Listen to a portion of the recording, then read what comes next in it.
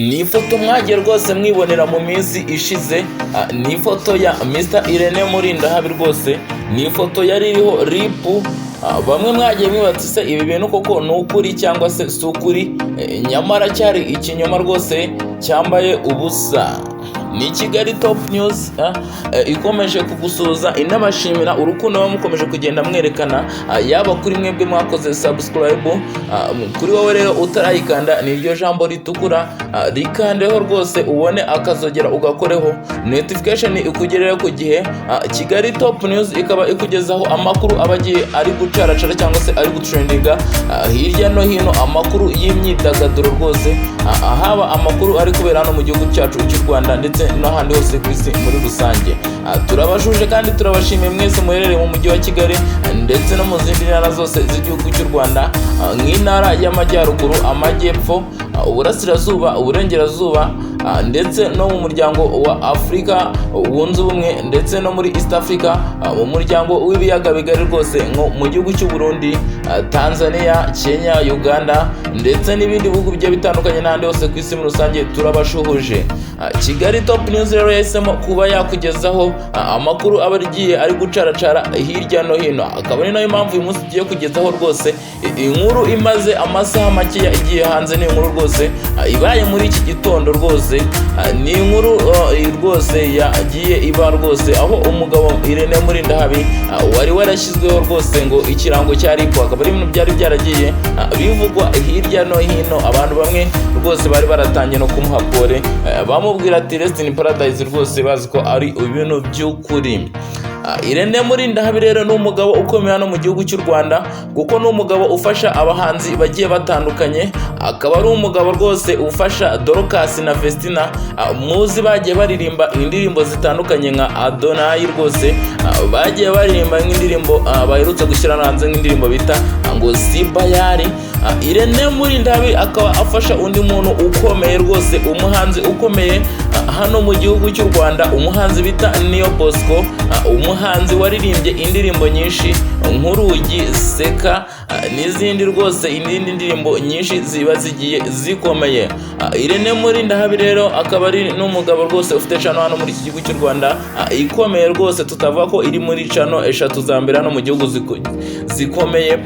Akaba rero uyu mugabo mu minsi ishize hari ikintu cyari cyagiye gikurakwira ku mbuga nkoranyambaga, akaba ari ifoto rwose yagaragaye cyane cyane kuri Facebook, aho uyu mugabo ifoto rwose yari yanditseho ngo RIP, bavuga bati rest in paradise, bavuga ati se rwose uyu cyangwa se ngo rest in peace, ngo uyu mugabo Irene Murindahabi ngo yaba yitabye Imana. Ni mu minsi mike rwose, ni ku itariki ya 30 Werurwe iki kintu cyabaye. Abatari bake rero bagiye bakivugaho ibintu bigiye bitandukanye, bakomeza bavuga ati rero aho baje gutahura ko iki kintu ari ikinyoma, ubwo Irene Murindahabi yakomezaga kugaragara rwose mu bikorwa bigiye bitandukanye akomeje kugenda yikorera by'imyidagaduro.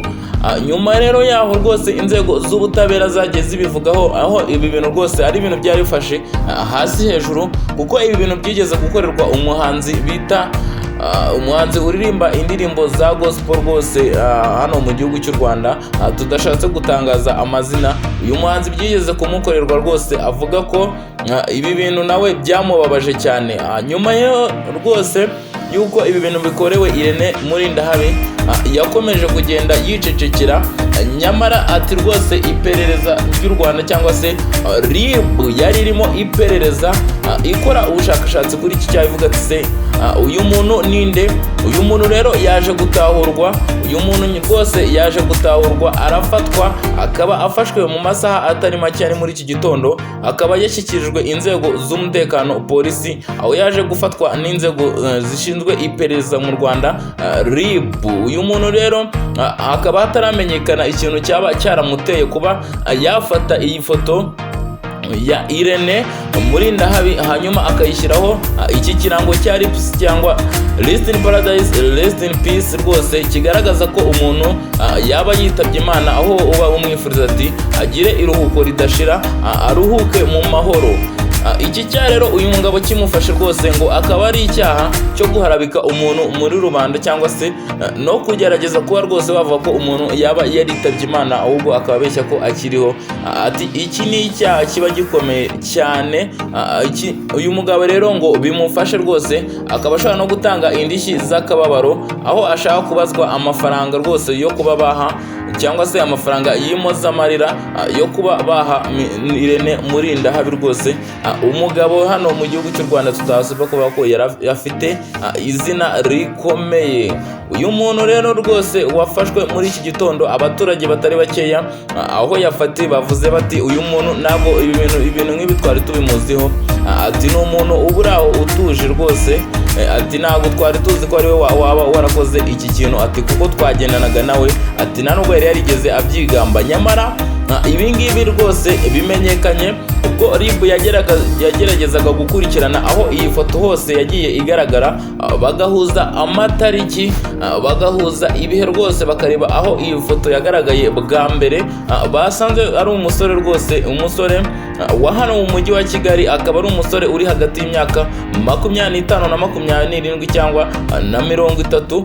Umusore rwose ubona wakabaye ahubwo agira icyo atanga mu iterambere ry'igihugu, aho akareka rwose kuba yarisubiza inyuma, agaragaza ko abantu bamwe bagerageza kuba babikora rwose bitabye Imana. Uyu musore iki cyaha kiramutse kimuhamye akaba ari buze guhanwa n'itegeko rwose nshinga cyangwa se amategeko y'u Rwanda, akaba ari buze gushyirwa mu bikorwa. Yatawe muri yombi rero ni kuri uyu munsi muri iki gitondo, aho rwose yaje gufatwa n'inzego zishinzwe ubutabera RIB zikamushyikiriza rwose urwego rwa polisi. Bavuga bati uyu muntu mumudufungire.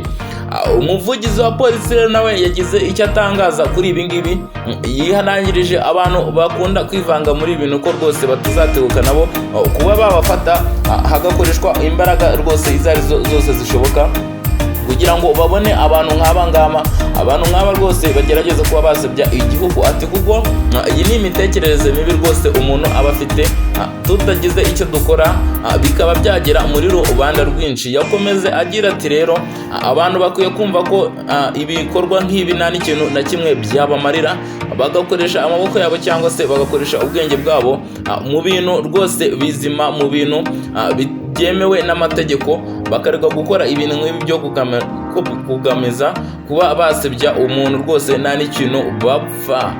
Kugezana n'iyi saha rero uyu mugabo wafashwe cyangwa se uyu musore uri hagati y'ikigero cy'imyaka 25, 30 se cyangwa 27 ntabwo rwose yari yatangaza ikintu cyaba cyaratumye yaba yarakoze iki kintu agafata ifoto ya Irene Murindahabi akayishyiraho RIB. Uyu musore akaba yashyikirijwe rwose muri gereza hariya mu mujyi wa Kigali, akaba yagejejwe hariya akaba ari muri gereza.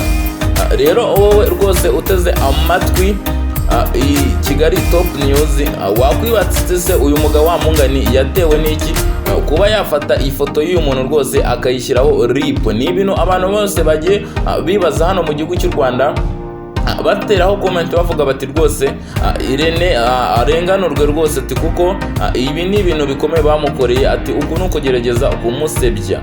Ibi bintu rero n'abari abana rwose afasha bari abahanzi nabo bagiye babigarukaho, bavuga bagaragaza akababaro kabo rwose, bavuga bati rwose byaratubabaje cyane, byaratubabaje uyu muntu rwose ngo azafatwe ahanwe kuko ni ibintu bibi cyane. Ni Kigali Top News iba ikomeje kukugezaho amakuru abagiye atandukanye ari gucaracara hirya no hino ku mbuga nkoranyambaga se cyangwa amakuru ari kugenda atrendinga ku mbuga nkoranyambaga. Niba rero utarabashe ko wakora subscribe, kandi subscribe ni iryo jambo ritukura, ukore kukazogera notification ikugeraho ako kanya. Turabashimye kandi tubifurije amahoro n'imigisha, ishya n'ihirwe mu bikorwa byose muba